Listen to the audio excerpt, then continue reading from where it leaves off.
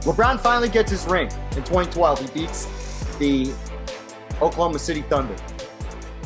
And that year, he will go and win the gold medal in the Olympics. And that, I'm sure he got enough rest in between, like, season Olympics and the next season. But whatever the extra basketball he obviously played, I think helped him going into this season where from a regular season standpoint, it's probably his best all-around season. And it's definitely his best season from like an efficiency standpoint. Yeah. In the regular season. I think one, and you see this with like a lot of players actually, once you get that monkey off your back, that next season is like, you get to be free. Because like when you look at it like Steph, for instance, he won that 2015 chip, and then the very next year, it was the best year of his career, you know, the unanimous MVP. And like, I feel like a lot of players have that happen to them. I think out of all the MVP years, out of all 4 MVP years that we've now gotten the chance to look at, this one is the most convincing for me. Like, from what he did compared to the competition, and like, oh yeah, there was like no doubt about it. This Heat team was awesome, right? Well, I mean, there was doubt in my mind, but whatever. This Heat team was great. LeBron, if it wasn't for one fucking dickhead, who gave Carmelo Anthony a vote for shooting too many threes in the season, LeBron would be the first unanimous MVP here. Yeah. In 2012-13. Like, this is the year Miami goes on the 27-game win streak that I have up here. I think I have all the ones. Yeah, this is every win from the streak. Yeah. They basically won for 2 months. And this was the part that I remembered as I was looking back. I remember when it got to, like, the Bulls here, people were talking about they got to end the streak. Like, it started early. People were talking about the win streak once it hit 10. And then by the time we're at 15, they're getting everybody's best game, no matter who they're playing. Yeah, because nobody wants to, You know, because everybody wants to be the team that ends the streak. Who ended it? The Bulls. Hey, you got your fucking revenge. This is a team that, what do you call it? I think they didn't have Derrick Rose even. Yeah, because he was injured. He was injured at this point, wasn't he? Yeah. Derrick Rose is long gone. Oh, no. No, this isn't the year. You sure? Because they beat... Oh, no, yeah. We're going to know in 2 seconds. Yeah, this is definitely the year. The year before, yeah. He is not here. Luol Deng is... I think he's playing 40 minutes a game this season. Yeah. Same thing with Jimmy Buckets. Yeah, because I can't, for whatever reason, I thought Rose was last year where LeBron locked him up, but it was in 2011. Yeah.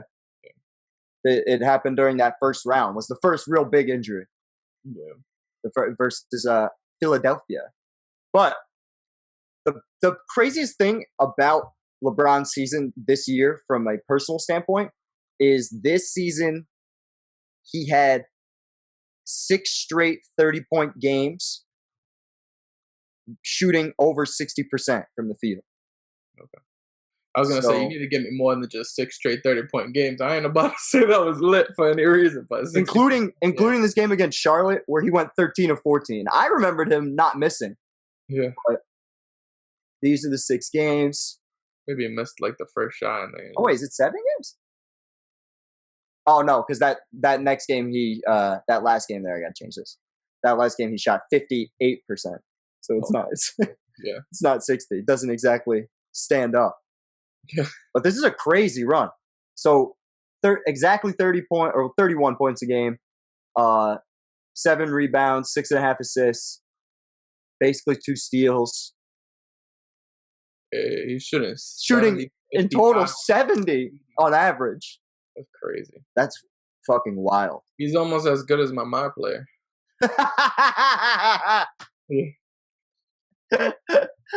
Come see me on 2K. Fucking. Yeah, facts. That's a fact. Nobody want to play. Nah, I'm joking. I'm not good when it comes to facing people. I'm just But my player it, guy.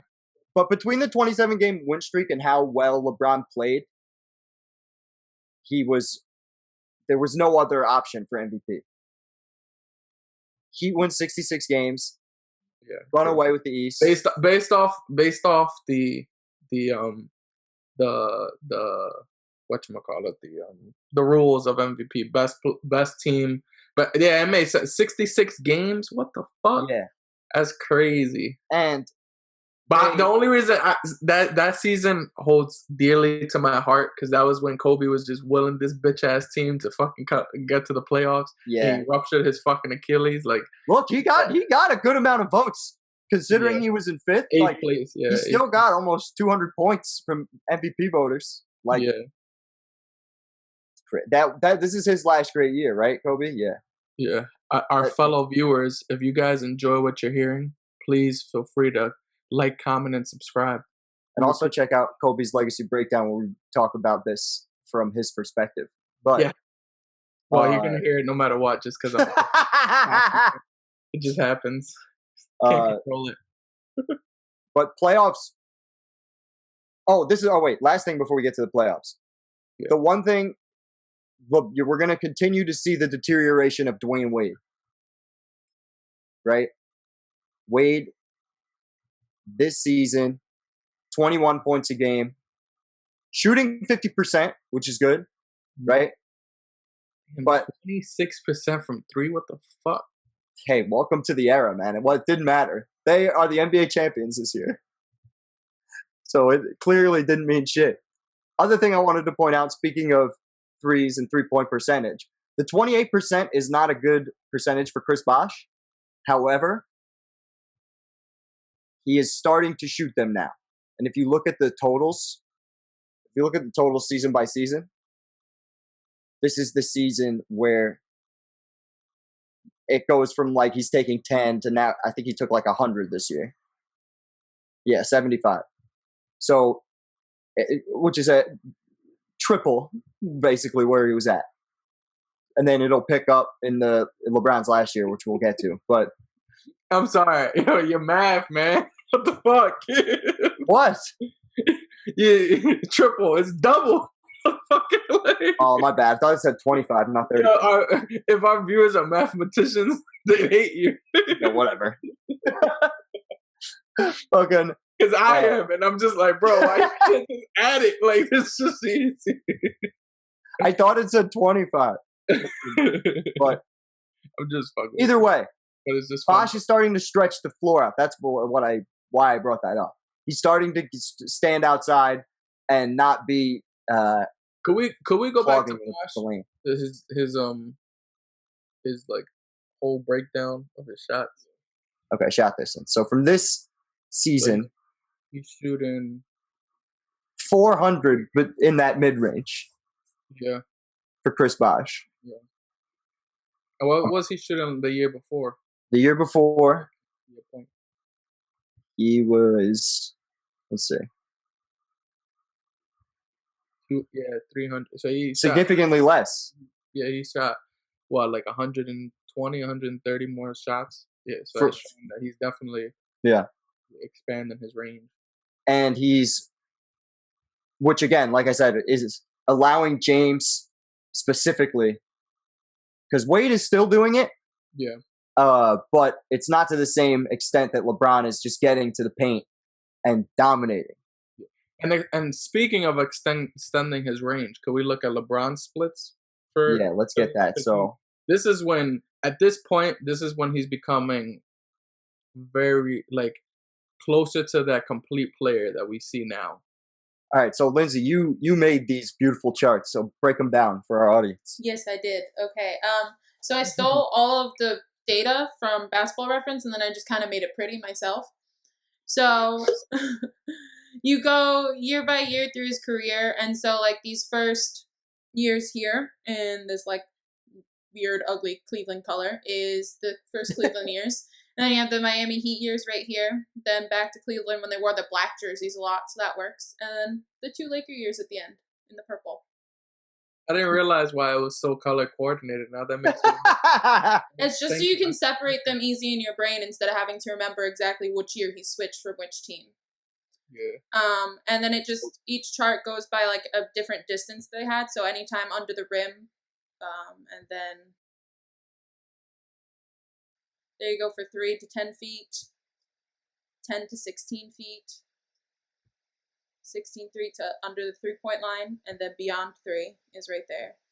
Go back to 16 to 3-point. Yeah. So this is He peaks out that year. yeah. Oh well, next to the year, this first year. Still though, Yeah. he's increasing his percentage and accuracy from that distance. And As you were talking about during the Cleveland run. How's he shooting from 3? Let's get That that. year. Much better. 39%. That's crazy. And I think he's making 1.5 and taking 3.5. You want to know what's so disrespectful? What? That is his best year of shooting by far. That 2013 season. Yeah. And Greg Popovich in the NBA Finals is still telling guys, "Get the fuck out! Let him shoot!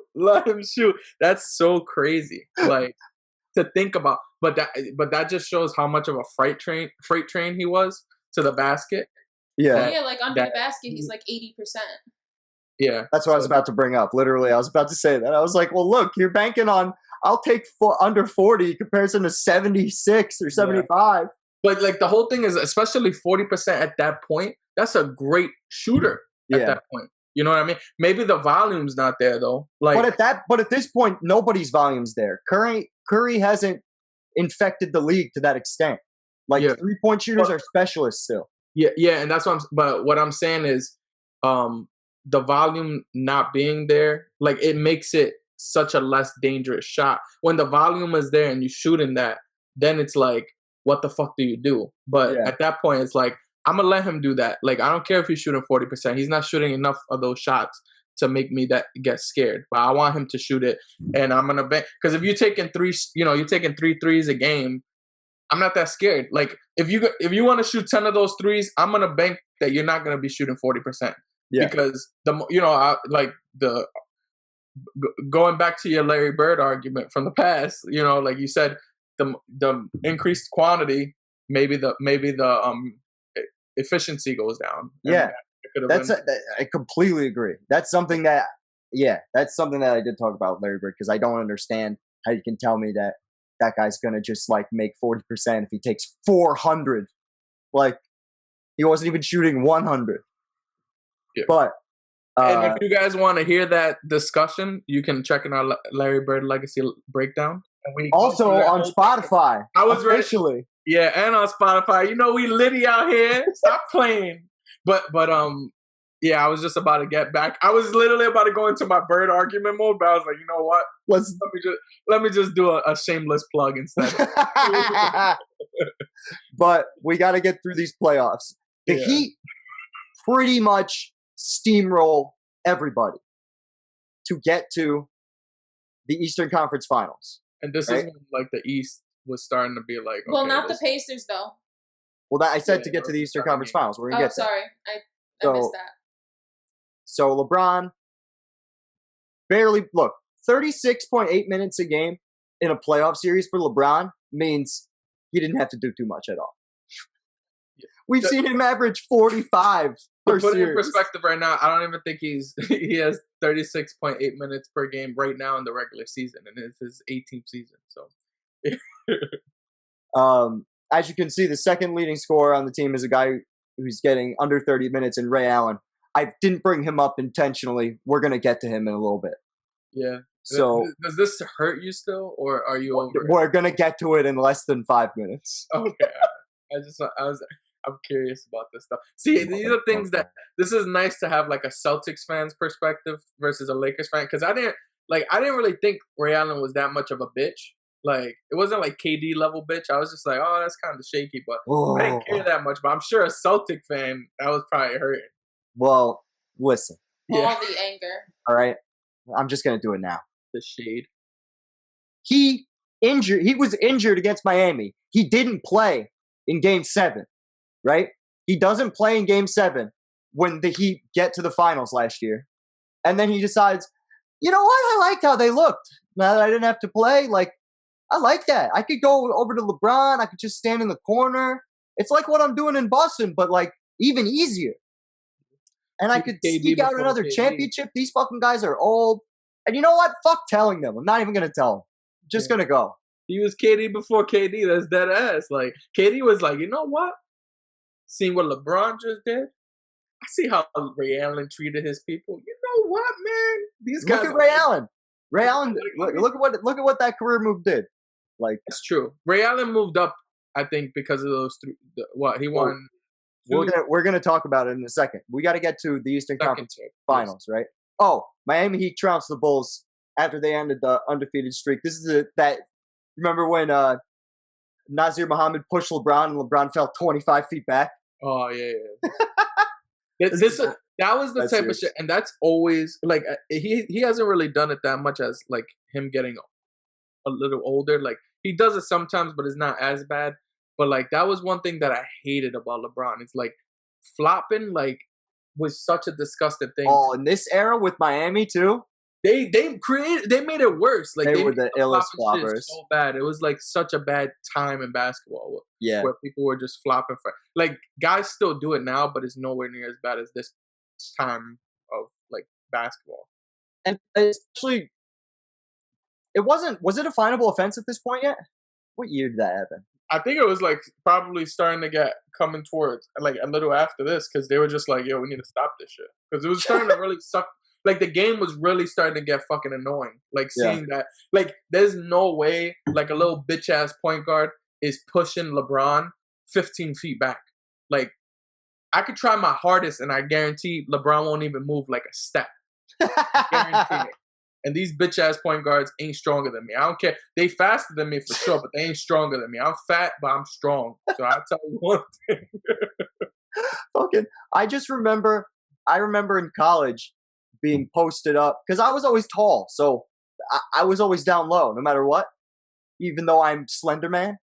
Fucking, so I remember this big wrestler guy in college. Oh, J. Cole? He looked like J. Cole? Yeah. Yeah, he used to annoy the fuck out of me. This guy was a brick shithouse. He was huge. Right. And he would post me up. No basketball skill whatsoever. Not to say I'm the most skilled, coordinated fuck on earth. But this guy, he was a wrestler, not a basketball player. Yeah. He bumped me 3 times. He played like a football. He had a layup.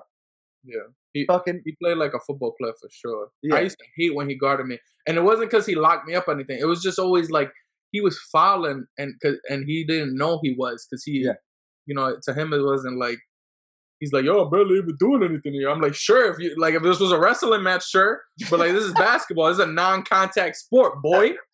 But this is I instantly thought of that guy when you brought up the LeBron strength. Yeah, once you said like being a wall wrestler dude, I was like J. Cole. I used to call him a brolic ass, doofy ass J. Cole looking like motherfucker. And then now I'm not gonna talk about you. You don't even deserve all that credit, motherfucker.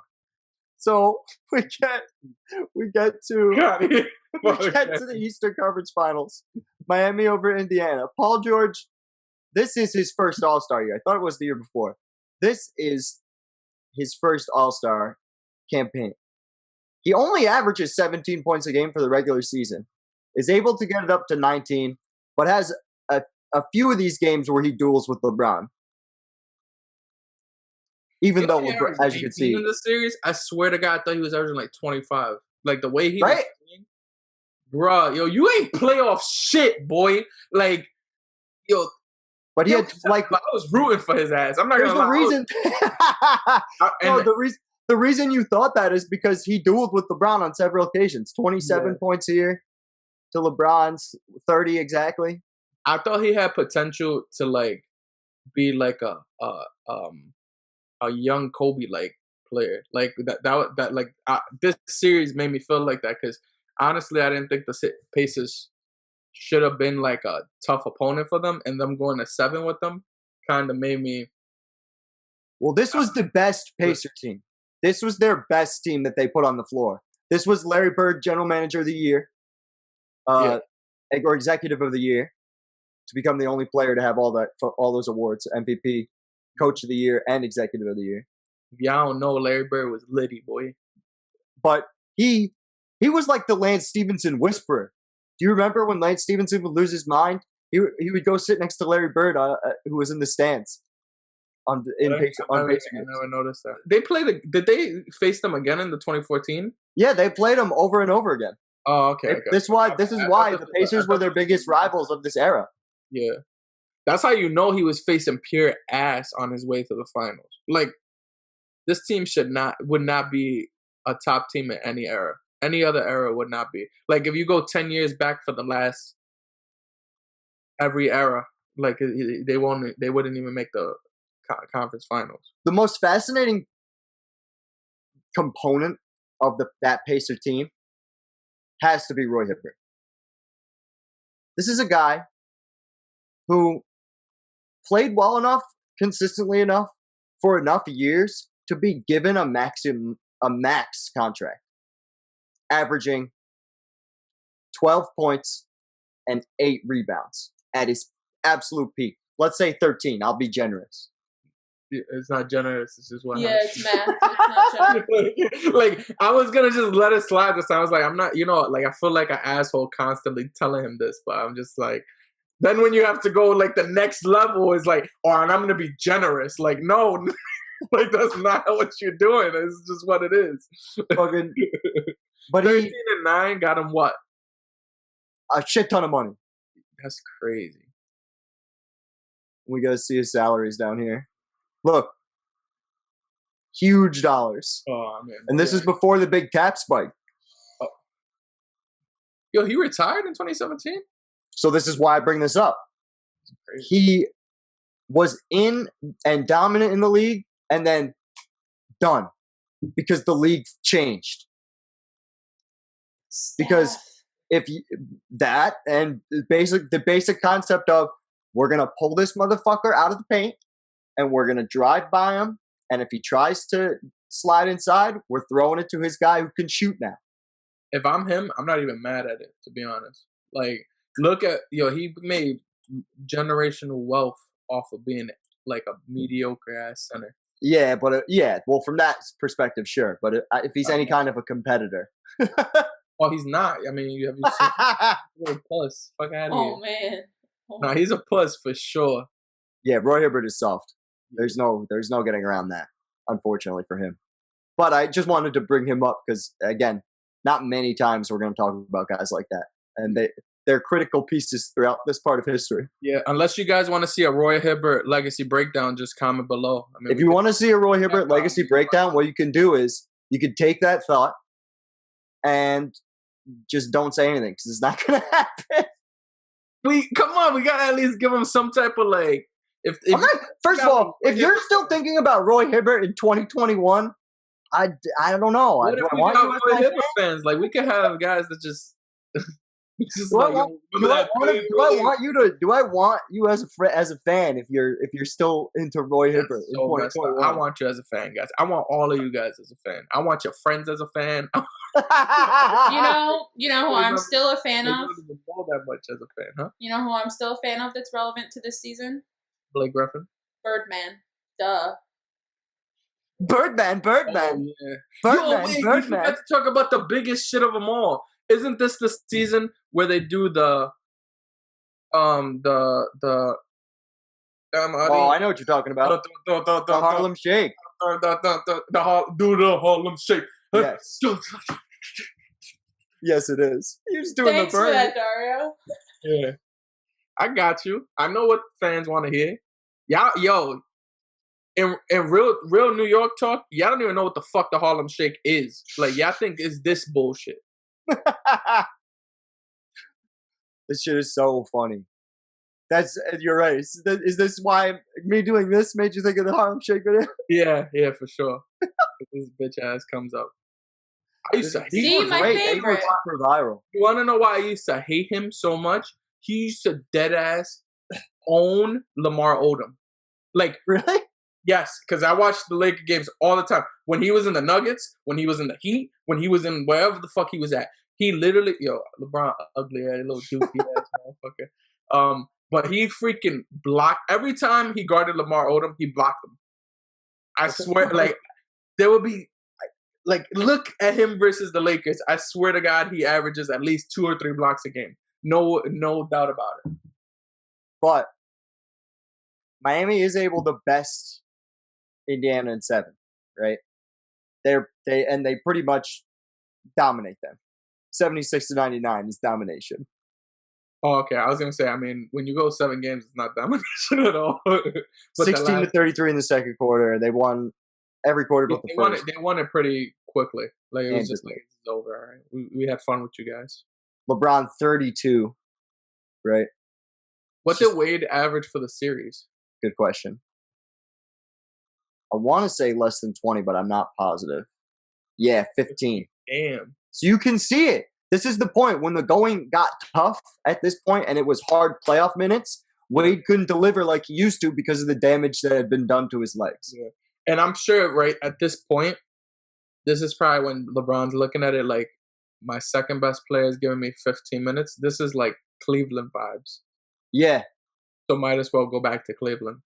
That's probably what it was. Well, he's still going to be there one more year. Yeah, so no, I know. But I mean, that's his contract. But I'm sure that much like we were talking about in the beginning of the Cleveland run, the cracks are beginning to form. Yeah. Right? Wait, would you call them cracks in the foundation, Russell, though? Yeah. Like, no. LeBron played like a full game more of minutes than Wade did. He played 40 extra minutes than Wade versus Wade in that whole series. Yeah, in totality. Yeah. And 38 minutes a game is not bad. No, that's what I was about to say. It's around what you expect, but when you play those 37 hard minutes in the playoffs and you're only producing 15 points, when you were producing 25. Over 20 consistently, at least, you know? Yeah. But at least he's giving you the steal and a half and a block. He's still playing defense. And this is why people called Bosh Spice. Like, or I mean, Skip Bayless did. Like, I was about to say, I don't know if people, it's specifically that one motherfucker. Huh? It's specifically that one motherfucker, Skip Bayless. Yeah, I know, but it's true. Like that was the one time Skip Bayless was right. This nigga is Bob Spice. I mean, Bob Spice. I said Bob Spice. Bob Spice. Like, this is a 7-game series against, like, your rival. Yeah. And you're the third guy. Like, you clearly got your second guy not 100%. This is when the third guy steps up. Well, how did he do in game? I forgot. How did he do? He didn't score a lot in game 7 either, right? Yeah, Wade came through in game 7. Yeah. With the 20. Yeah, Wade got his 21. He was had able 9 to points. Muster. Yeah, he had a terrible game. 3 for 13. Yeah. It's rough. Little raptor looking ass motherfucker. That's rough. I'd be tight too if I was Bron. He didn't give a shit about Bosh. He didn't even hug Bosh when he won a championship, and he ain't tell Bosh when he left either. He barely told Wade. He texted Wade too. Chris Bosh, third and the team in threes attempted behind Ray Allen and LeBron. So even in this postseason, he's realizing, if I step back a little bit, like I know he's only taking 16 of them, but that's where we're at. Like the only people that are taking more than that are mega studs like Brown and specialists like Ray Allen, Kyle Korvers of the world. Yeah. So for him, a big man being taking those more and more and threatening, it's going to be crucial for how this team operates, especially when they have their first finals matchup with the San Antonio Spurs. Yeah. This is one of the best series. Underdogs against the Spurs, right? Say that again? They were underdogs in this final against the Spurs. I think so. The Spurs were on a warpath. Yeah. I remember they did a lot of. They swept Memphis. I knew that. Yeah.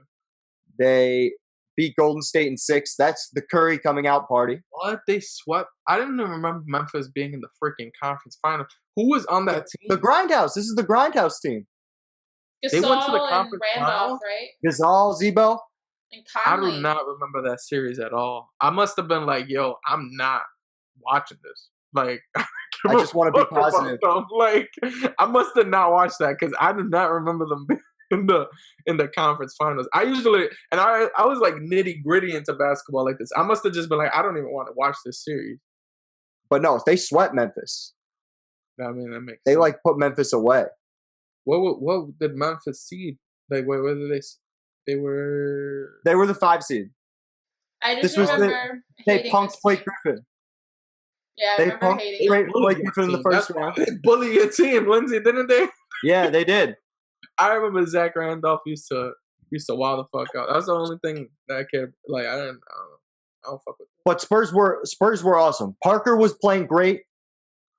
I remember this now. This was some of the best basketball of Tony Parker's career. With Oklahoma City, when Oklahoma City faced Memphis, Russell Westbrook got injured that year and KD was by himself. I remember that. Okay.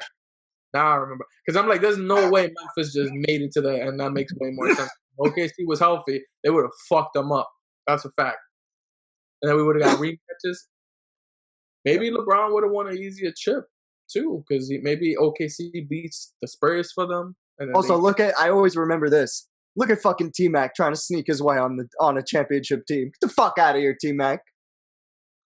That's crazy. Playing no minutes for your fucking because I've watched All the Smoke. I actually know the background of that. Like Pop needed a shooter at that time.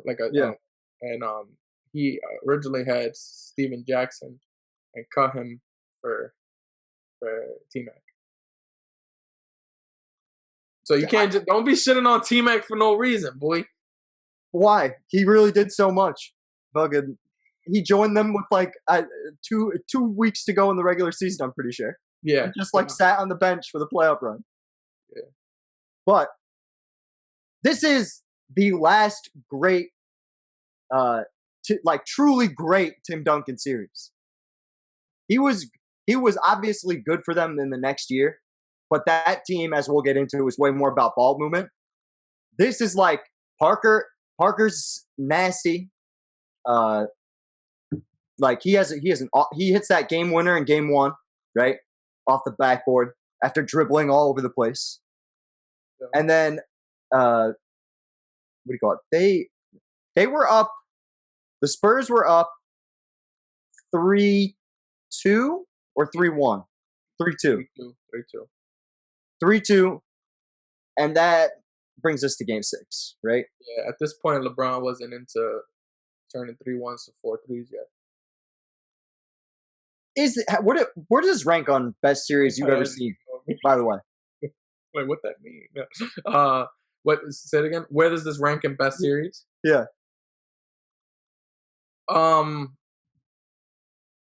This was a really fucking good series. So, I don't know. It might be best series that I've ever watched in my life. We're going. What's the best one you ever? This series more than the 2010 Lakers and Boston 7-game series. I didn't like the injury that kind of fucked over Boston a little. Like, it kind of made it like not as good. And then that game 7 sucked. Like, this game 7. Oh my god, that game 7 sucked. Game 6. This game 6 was like so freaking great because it's like Spurs. Like, now looking back at it, at the time I was pissed, but Spurs were up with like just fucking a minute left or whatever. Like, they were easily up by like 7 or something. They started rolling out the trophies, and then the fucking Ray Allen that hit that stupid ass shot was tight as fuck. And my best friend's dad was like, we were all watching it in the room. Me and my boy were rooting for the fucking Spurs because we was just like, fuck him. And mind you, he was a Spurs fan and a LeBron fan, but he was more of a LeBron fan than a Spurs fan. So he was like, and I was just confused on why the fuck he was a Spurs fan, because who the fuck is a Spurs fan at this point? And so I love Tim Duncan. He's my favorite. No, he wasn't even like a Tim Duncan dickie or anything. He was just like a Spurs fan. He was just like, this is my organization that I run for, in Spanish. And when freaking it's happening, me and my boy are just shitting on him, like cutting his ass at that last minute. And then, like, we just thinking it's over and shit. And then Kawhi Leonard's bitch ass misses a free throw. Well, hold on, we're gonna get to it. Oh, one thing I wanted to say. We're gonna break it down like that, but we're in the first quarter. So hold on. I'm just talking, like, that's the type of shit, like, We're gonna get to that. We're gonna get to it because that was a fun series for sure. what do you call it? The Warriors Cleveland series was also a crazy series. I wasn't happy about it, but it was a fun one. That game when the NBA helped LeBron out and then made it a 7-game series. That was okay. Seeing all those times the Warriors swept LeBron, those were really good series. No, fuck that. I think this is probably the best series I've ever seen. The Cleveland one, are probably hand in hand in such good. LeBron's been a part of at least, I don't know, bro. Like 3 of the best. You want to know what was a really good 3 of the series? most dramatic, at least, finals. The 2016, and I know this is like it's not about LeBron, but 2016 OKC versus Golden State series. But that's not. Oh yeah, okay, sure.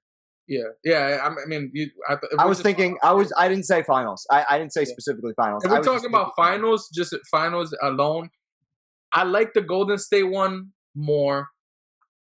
No, the whole thing is like this one. The only thing that's really memorable to me is Ray Allen's shot. Like, well, that's why I want to break it down because I want to break down this game. We're watching Game 6 right now. This is the last great, fantastic, amazing Hall of Fame game from Tim Duncan. Yeah. He dominated this game. It kind of like goes, it goes unnoticed. You know what I mean? Like, because I remember in the moment when I was watching this, going, "Yo, Duncan is turning back the clock tonight." That's what I was saying too. Like I was like, "Yo, Tim Duncan is dead nice." Like I was just kept on saying that the whole game. I was like, "Let's fucking go, Timmy D." Yeah. Like I was just on his cock the whole time because I'm 30 and 17. Yeah, he was wilding. He was like, "I'm winning this chip real quick." Like he was not fucking. Yeah, he was. He was like, "Listen, if I empty the tank for this one, we could get it right now." Yeah. Bosh cannot fuck with me. Yeah, seriously, he was fucking them up. I remember that for sure. But the only thing about this series is I feel like the thing that I always come to remember is that like in the Warriors series, I remember the LeBron block, I remember the Kyrie 3, I remember the freaking the Curry like going behind his back and just throwing it out of bounds and everybody just shitting on him. Like I remember like Draymond also in that series too. He had like a 32 and 15 game too. Like he went off that game 7. Yeah, see, I don't remember half of that stuff. Really? Like, that's crazy. When we do research on it, as we do and go further in the legacy breakdown, I'll have it. But off the top of my head, I think I remember more stuff from this series. That's crazy. Yeah, but I guess you were a Tim Duncan fan too. Like so I was just knee deep in all the storylines of this season and this era. That makes like sense. This was like I've been doing that for like so many years. Like I was falling in love with basketball during this. Really fall in love with it during this period because especially when LeBron went to Miami, it had this like pro wrestling style shit to it, and it made it like unnecessarily dramatic in all the best ways. Like you always bring me back to how much you love wrestling. Like I never think about it until you say my whole life. I'm like, yo, I never even think about shit like wrestling, but you make so many wrestling comparisons, and then usually I'm like, yeah, that's true. It is like wrestling, but I never fucking think about it like that. No, don't say that. Don't say you think, yeah, that's true. Now he's never gonna stop. He already thinks it's true, and now you're confirming it. You think? Wait, time out. Let's get this topic is. I feel like is very important. Do you think some of this shit is planned? Ooh, that's a good question. That's a great question. So to bring a little bit more girth into that question, sounds super gay by the way. So my friend, he literally put thousands of dollars into Chiefs versus, and I know it's a completely different game, but he did it for basketball too. Yeah. He put money into a Chiefs Buccaneers Super Bowl. Right. And he literally doesn't watch the sport. He doesn't watch football. That's what was crazy to me. I'm like, bro, why are you putting like $1,000 and he won $12K off Good of for it? him. Good for fucking him. Well, the whole thing is he won $12K on the Chiefs versus Bucks, which was crazy, and then he won another like $6K off Bucks winning it. Like he Wow. won a ton of money, and I was at first I was like, yo, you fucking insane, and he was trying to tell me, bro, these games are rigged. He's like that the refs control the games, and That's true. And he said that but he also was trying, and this is the step that he goes to that I just completely disagree with. He says that all of these professional athletes are truly actors and not professional athletes. And I'm like, all right, this is what makes you sound like a crackhead. I'm like, I could understand the refs controlling the game because refs could control pace of game and everything with calls and shit. Yeah. And then they could, like how long they hold the ball or something before you get into the next play or something. Like they could do it by little shit like that. I could see that. Damian Lillard told a story about Kobe Bryant coming in and just like locking him up, but also the refs were letting him lock him up. Like like if you don't like jersey tugs, hand checking, all of that shit. That's true. That's 100% fact. I know that there's for sure been games like Sacramento Kings versus the Lakers, 2002 or 2001, like games like that. Like you clearly see refs sway up the game. So I'll bring it to specifically this game 6 that we're watching. Yeah. If I was to say this game 6 at the end of the day, and we're getting very close to this point now. We're 6 minutes left in the fourth quarter. Mm-hmm. Kawhi is going to get fouled. He hits the free throws. The game is over. You know? And at this point, he's like an 85% free throw shooter. Like he's not. It is a big moment in his career, though. But you could see it on his face. He had the fucking eyes, like this look on his face. The puss. But I mean, he always look. You never could tell this nigga's emotions. So that's true. Like this is before but at that time we didn't know that. So to me, it just looked like he was like super out of it. But LeBron went really hard in this fourth quarter to keep them in this game. Yeah, didn't he score like 13 of their like, or some like he scored a majority of the team's fourth quarter points. I'm gonna get the fourth quarter numbers after we run through the end. Okay, yeah. But Ginobili hits that free throw. We're at 37.2. Yeah, but he missed the first one though. Yeah. That like shit like that. Like Ginobili don't miss that. Like Ginobili, he's it's here when he misses the free throw, I think. Yeah.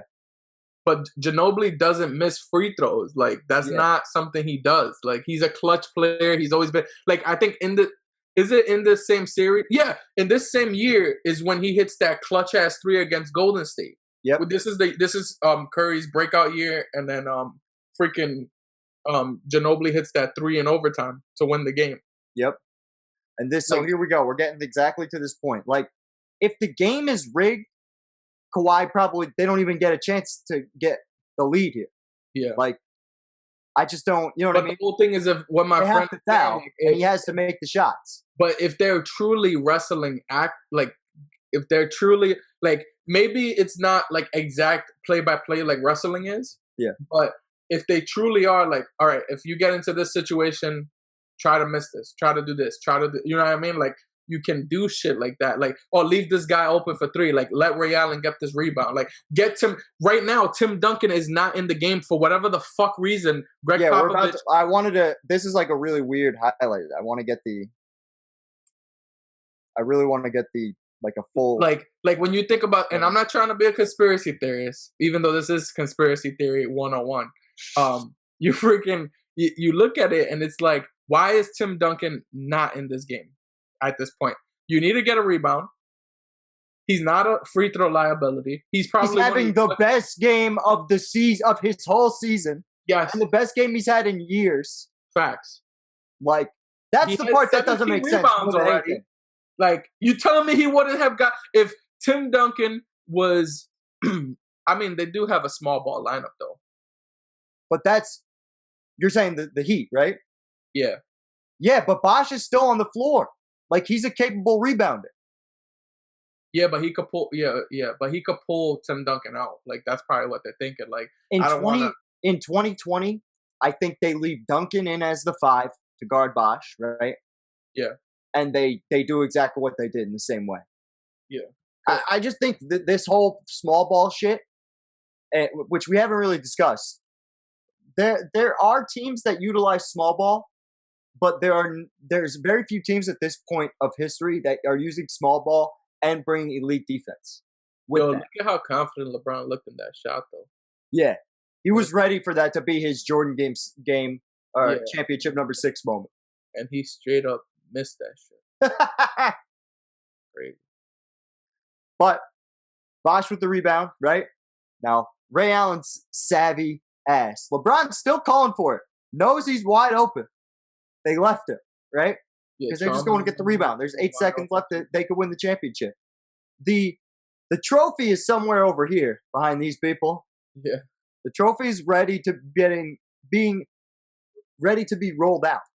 Yeah. And then, the last thing before the shot goes in. Fans in the building were leaving the building. Yeah. Early. That was crazy to me. And couldn't get back in when this happened. Fucking tight. Apparently he makes the shot, crowd pops, right? People hear that shit, go, what the fuck? And storm back in, and the security's like, can't get in, sorry.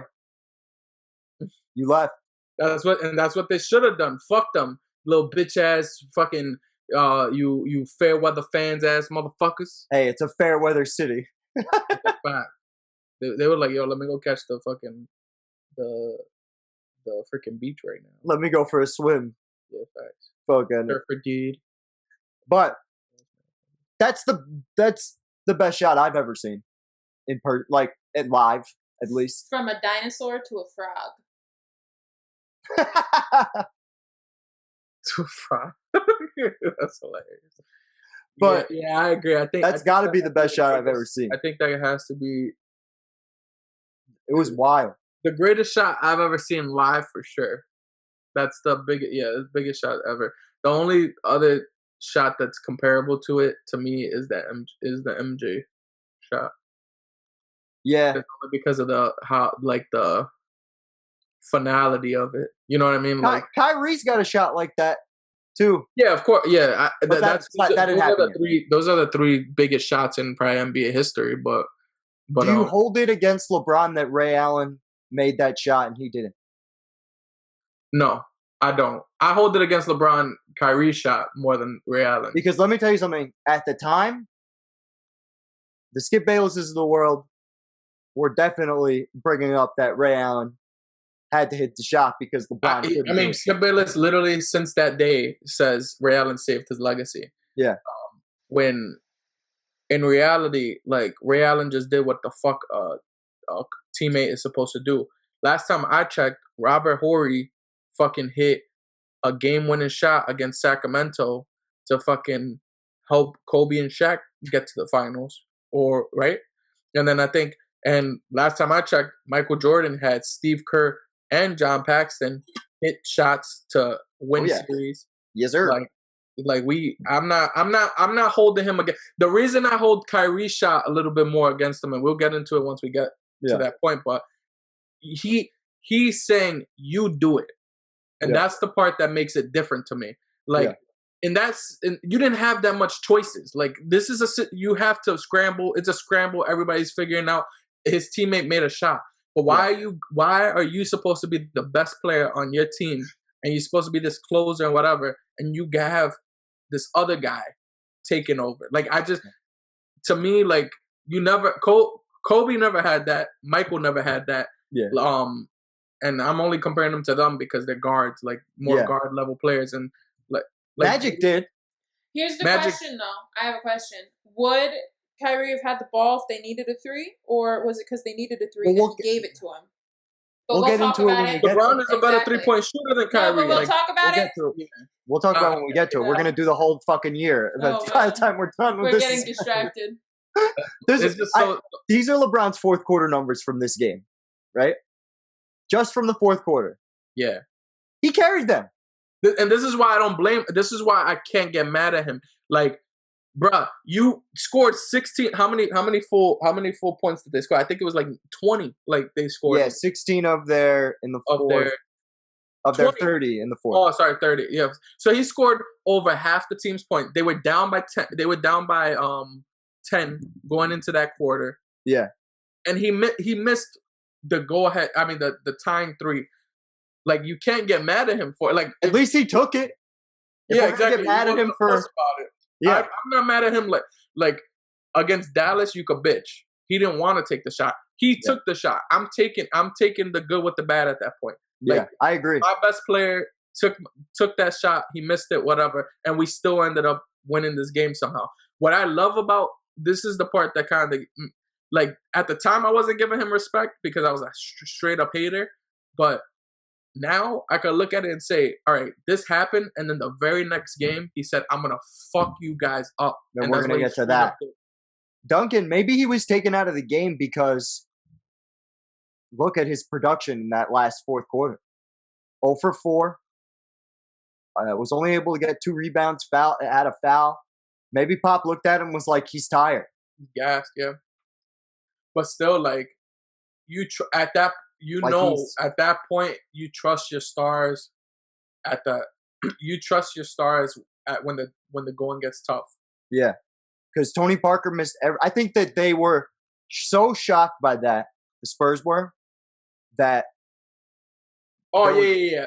There was definitely emotional, like it's a stabbing. You just got stabbed right in the fucking heart right there. Yeah, that's what happened. You watched the trophy get out of that whole, because I'm sure a lot of people who listen to this have heard Skip Bayless' shit. Oh yeah, that's why I brought it up. Last 8 years, because it's happened 8 years ago. Yep.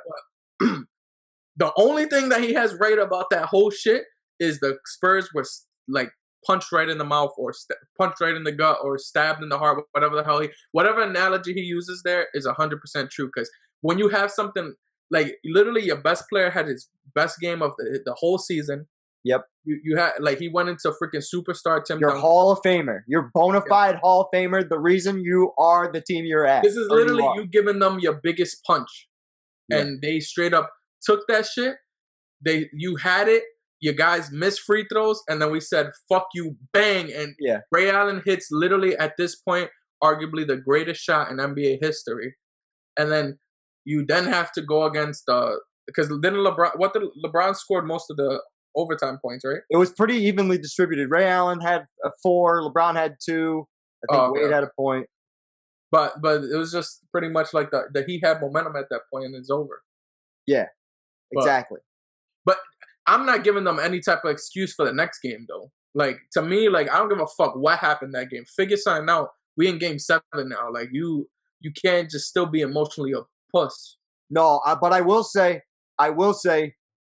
Duncan, the fact that Duncan still managed to get 24 and 12 with 4 steals and 43 minutes played is a testament to that, dude. Because he is not young. Yeah, he is not fucking young in this season. How old is he at this point? This is his like second to last season, third to he has to play 3 more seasons after this. He's 37. 36. 36. Excuse me, 36. Second to last All-Star year. Yeah.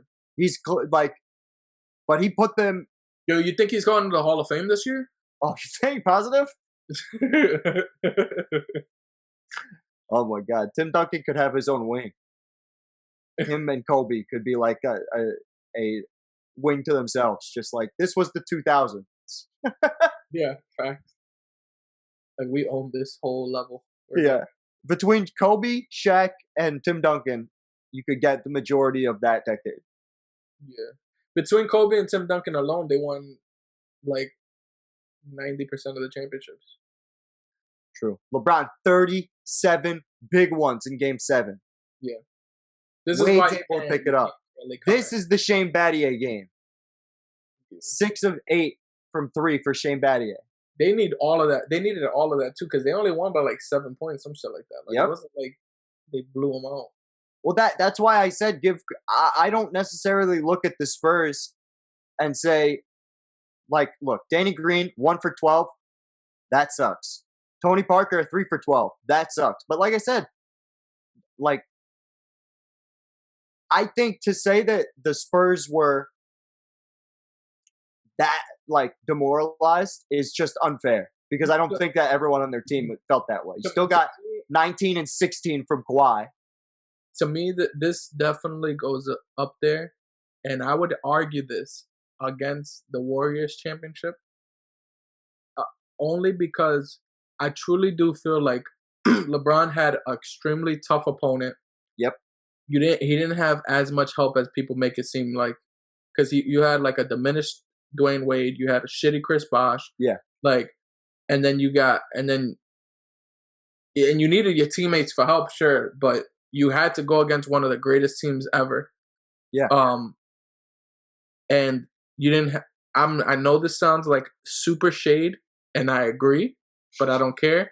You didn't have the NBA's help. Like, you straight up won it. Like, I feel like he straight up won this. You think that stuff in Game 6, as we were talking about, you agree with me? You don't think it was staged or whatever? Yeah, because I think at that point, if you really wanted it to be over, like, you could have easily, from a ref perspective. Yeah. If the refs wanted the game to be over, or if the NBA wanted it to be controlled, there's no reason they would have fouled. They would have done all that other shit.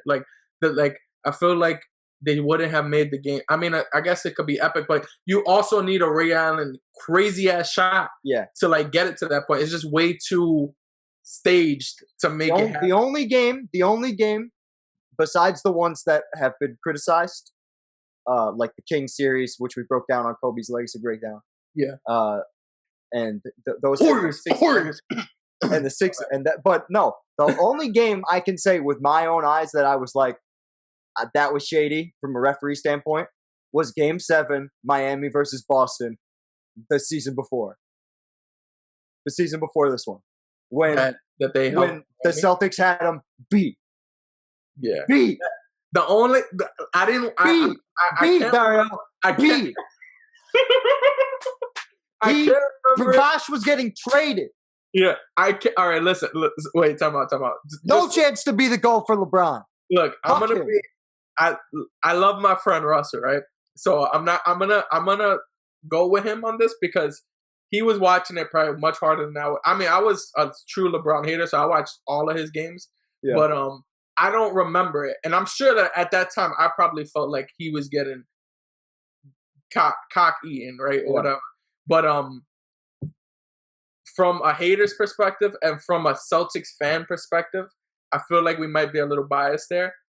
So I don't know, but I gotta remember, because Warriors to me, it was just so blatant. Like, it's like, I don't care what anybody says. Like, you figure something out with Draymond after that series. Let the series play out. We figure something out afterwards. Like, yeah, but like I said, we'll get into that. Yeah, we'll get into that. I don't agree with that at all, and I'll explain why when we get to it. But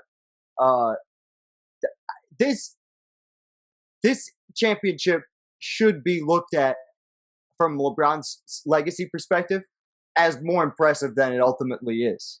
Like, people look at it as Ray Allen saved his career and he won Finals MVP, but whatever. Like, and that's just some super hater shit. Like, I agree. Even me, like, when I was hating on him, I was never saying that, because I was I definitely was saying it in the moment after this series. I was definitely saying it. I was saying it to anyone who was Skip Bayless shit. Yeah, I was big time on my Skip Bayless shit. 100%. But looking back on it during this legacy breakdown, like, just like you said, outside of Dwayne Wade, who's really not himself, what's the difference between this roster and Cleveland's roster from a statistical standpoint? Not a whole lot. Statistical standpoint, there's not that much.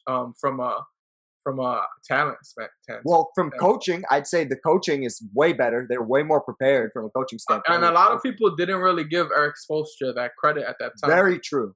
Very true.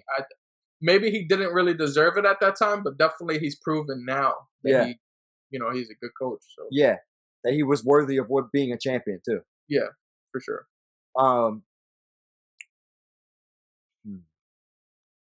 In terms of complete so where do you season, rank this in LeBron's greatest achievements. Yeah, that's why I was literally just sitting here pondering it. To me, it has to be. To me, it's probably. It has to be like off. In reality, to me, it's probably. I want to say second because beating the Warriors. It could be second. I just can't see it being first, but it could totally be second. Yeah, to me, it could be second, but I like off of the way I rank it. If I'm not trying to be a super hater or like super conspiracy theorist, it has to be Warriors 2016 because that shit was insane. Even with that, like because he still had to put 40 points up every game till the end. And then another thing is like even if I do feel like the refs help. I mean, not the refs. The NBA helped him, but you still had to produce. And he produced. Yeah. So to me, 2016 Warriors. The 2020 bubble, not against that Heat team, but the whole fucking thing of it all. That was tough. And I feel like anybody who won the championship that year, I would have said that was a tough. I agree. We were talking about it in the moment. Yeah. And then I would probably go Spurs, like for sure. And yeah, because winning a championship doesn't mean that it has to be OKC's championship is not his fourth greatest achievement to me. Like, it's probably not even his seventh or eighth. Like to me, like he's had so many other ones that I would put some of his losses ahead of 2015 Warriors, 2018, getting to the finals in 2018. But my whole thing is going freaking 6 games by himself against a freaking 66 win team or 67 win team, and averaging the freaking what was it, like 35, 17, 13 and some shit. Like he was going crazy that whole series. I was like, that made me respect the shit out of him. Like I put that over the OKC championship and obviously the 2018 shit too. To me, in no particular order, the Warriors, right? This 2018 for me is in the top 3, 100%. And so you I'll got explain 2018 and this over the bubble chip? You know what? The bubble's so recent. I'd have to really ponder it.